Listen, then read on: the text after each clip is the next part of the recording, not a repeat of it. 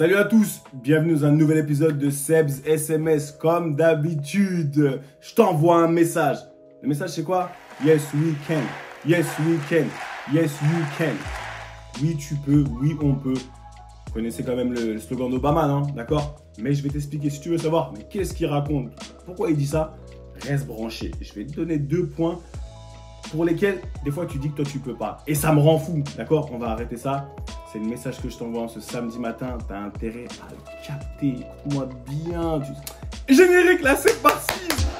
Sebastian Vettel is now very much the Anglophile.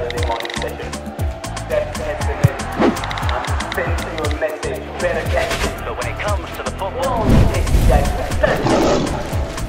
Hey, c'est comment? Ça va ou quoi? Samedi matin, Saturday Morning Session, Seb's SMS, on t'envoie un message. On s'envoie un message. Parce que le message, il est aussi pour moi. Mais j'espère que tu vas vraiment le capter. Ouais, d'abord, t'as vu, c'est bientôt la nouvelle année. Tu vois, c'est bientôt Noël. Bientôt Noël, il y a un parfum différent à chaque fois quand c'est Noël. Quand c'est les fêtes et tout, tu vois, c'est bien, c'est les vacances. Il fait froid, on s'habille, c'est différent. Jingle bells, tu vois ce que je veux dire? C'est bien. Mais ce qui m'amène à mon sujet, c'est parce que bientôt, ça va être la nouvelle année, tu vois. Et vous allez être rempli de résolutions, on connaît, vous allez raconter plein de choses. On en parlera bientôt, vous inquiétez pas, j'arrive pour ça.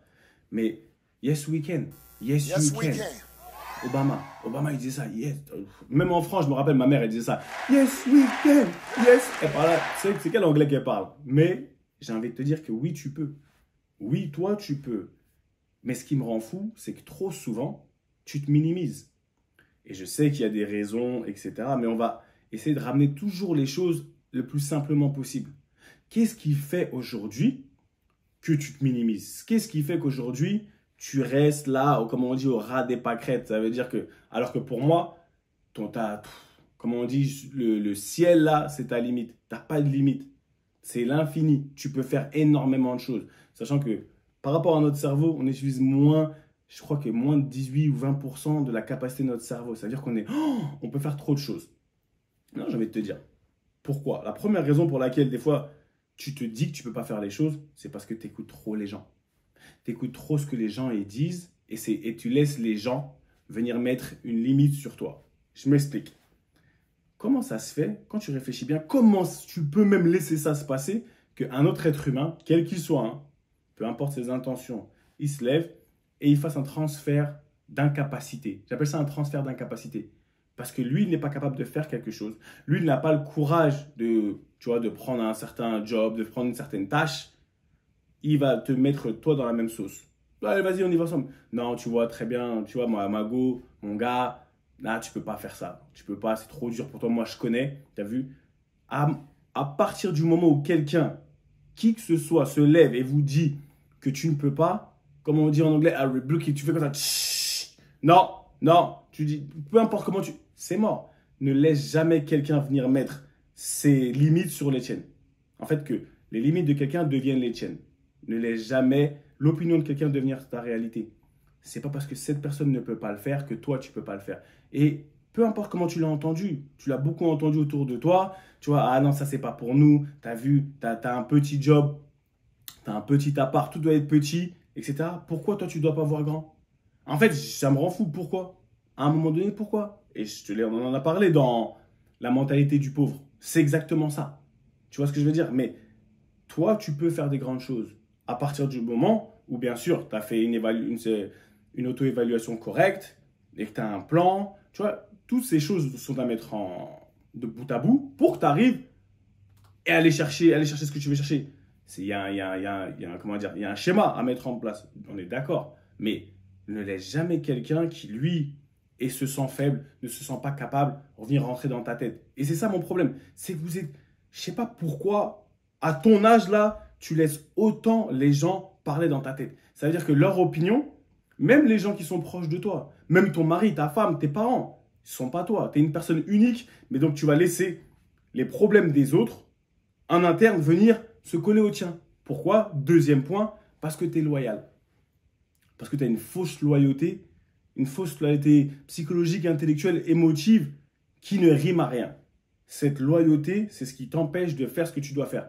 Donc, à cause de cette loyauté, Tu es là, tu dis que tu ne peux pas faire certaines choses. Inconsciemment, tu te gardes au niveau. Tu ne peux pas dépasser tes parents. D'accord? Tu peux pas. Tu as un truc qui te dit que tu sais, je sais pas, tu serais déloyal de dépasser, tu vois, les gens de ta communauté, les gens de ton quartier, tes frères et sœurs, tes parents, les gens de ton église ou ta mosquée ou ta synagogue, peu importe, de ta communauté religieuse, peu importe, de ton travail.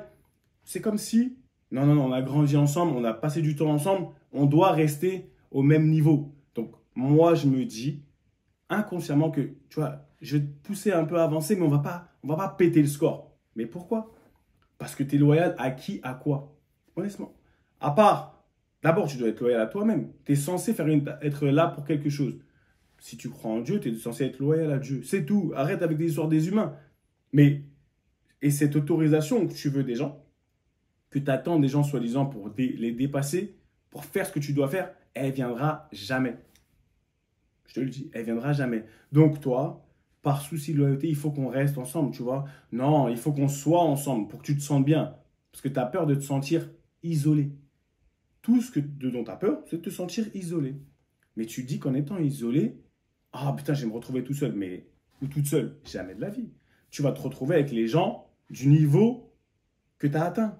Et c'est comme ça que tu vas continuer d'avancer. Et c'est comme ça que tu vas pousser ou pas les gens qui étaient avec toi avant à aller vers l'avant.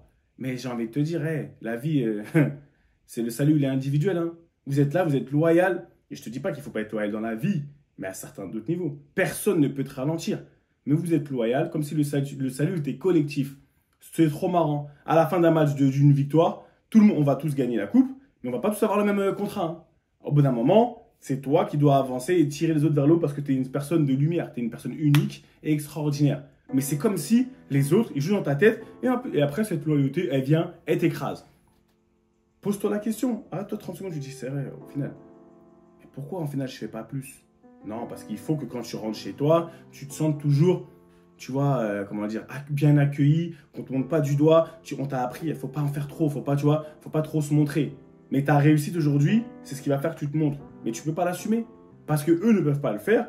Ce n'est pas parce que quelqu'un ne peut pas le faire que tu dois être loyal à cette médiocrité. Aujourd'hui, on met une règle. On arrête la médiocrité.